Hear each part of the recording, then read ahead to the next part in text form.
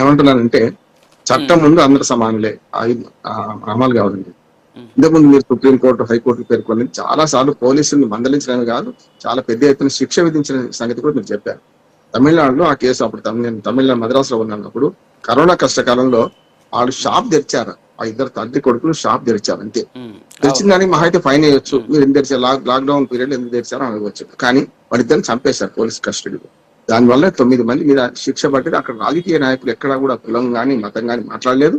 అది ఒక మనుషులు ఇద్దరు చనిపోయారు, తల్లి కొడుకుని చంపేశారు. దాని మీద ఉద్యమం జరిగింది. చూసాం కదా మీరు అన్నట్టు పౌర సమాజం నుంచి ఉద్యమం జరిగింది.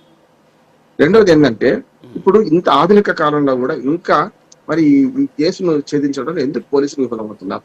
ముఖ్యంగా ఎస్పీ గారిని వేశారు. చూస్తున్నాం కదా ముందు ముసళ్ళ పండుగ అంటున్నారు. సరిగ్గా 29 ఇవాళ నుంచి 8 రోజుల లోపు మరి ఆయన బతుకుంటే హాజరుపరచండి, సస్తేనేమో ఏ సంగతి తేల్చండి అని చెప్పి మీరు అసలు హైవేస్ కార్పొరేషన్ పిటిషన్ లో అదే చెప్పింది. హైకోర్టు ఏమన్నదంటే మీరు హాజరుపరచండి అనేది. మనిషి లేకపోతే హాజరుపరచలేడు కదా. ఉమ్, కానీ 2-3 నాకు ఈ మన బ్లాక్నెస్ కనపడుతున్నాయి. నిజంగానే ఆయన మార్కాపురం నుంచి పట్టుకొచ్చారా? యాక్చువల్ గా సాయి కృష్ణ హ్యాబిచువల్ అఫెండ్ అంటే ఉమ్, మనకు అలవాటుగా నేరాలు చేసేవాడు. ఓ నేరం కానీ ఇంకోటి మొదలు పెట్టిండు, అవును చాలా బయటకు వెళ్ళిపోయిండు, అజ్ఞాతవాసంలో ఉన్నాడు, మళ్ళీ వచ్చి చేసిండు. 17 కేసులు ఎప్పటి నుంచి ఉన్నాయి మీరు అందులో ఫోక్సో కేసులు అయితే జీవిత ఖైదు పడే కేసు కూడా ఉన్నది. అందులో ఒక రకంగా చెప్పాలి, మరణశిక్ష శిక్ష పడకపోతే జీవిత ఖైదు పడే కేసు కూడా ఉన్నది ఈ దేశంలో.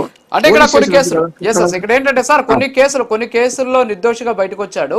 ఈ 22 కేసుల్లో కొన్ని కేసుల్లో కాంప్రమైజ్ అయినటువంటి కేసులు కూడా ఉన్నాయి. యా అందుకనే ఇప్పుడు ఈ కేసులో నేను నాకు పోలీసులు అడిగేది, లేకుంటే విచారణ సంస్థలు అడిగేది ఏంటంటే ఇప్పుడు కృష్ణలంక పోలీస్ స్టేషన్ సీసీ కెమెరాలు అయితే ఉన్నాయి కదా, తీసుకొచ్చారా లేదా తెలుసుకోవడానికి ఈ రోజులు ఎందుకు పడుతుంది? శాస్త్ర సాంకేతిక రంగాలు ఇంత బాగా అమలవుతున్న కాలంలో సాయి కృష్ణ ఫోన్ ఉంది కదా, ఆ ఫోన్ ఎక్కడెక్కడ పోయింది అది చూడొచ్చు కదా. ఇప్పుడు జ్ఞానేశ్వరి కేసు 2 ఏళ్ల అమ్మాయి మిస్సింగ్ కేసు ఇంకా తేలితలేదు మనకు. అందుకని ఏమంటున్నానంటే ప్రభుత్వం తలుచుకుంటే ఇవాళ కొంచెం పెద్ద విచారణ సంస్థలు వేసి ఈ మొత్తం కృష్ణలంక పోలీస్ స్టేషన్ కానీ ఇంకా ఇతరత్ర పోలీస్ స్టేషన్ లో ఈయన ఎక్కడ తిప్పారు అని దాని దగ్గర చేస్తే బాగుంటది అన్నాడు. గతంలో కేసులో చూశారు కదా, హైదరాబాద్ లో పట్టుకొచ్చిన సాక్షిని తీసుకొచ్చి ఇక్కడ హింసిస్తే ఆయన మొత్తం సీసీ కెమెరాలను బట్టి పట్టుకున్నాక చూసాం కదా మనం.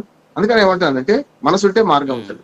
ఏదైనా సరే ఒక పద్యం ఉన్నది మనకు, తనే చెడుగైన తల్లి తప్పు, తనయుడు చెడుగైన తండ్రి తప్పు, శిష్యుడు చెడుగైన గురువు తప్పు, పోలీసు చెడుగైన ప్రభుత్వం తప్పు అంటున్నారు. ఇప్పుడు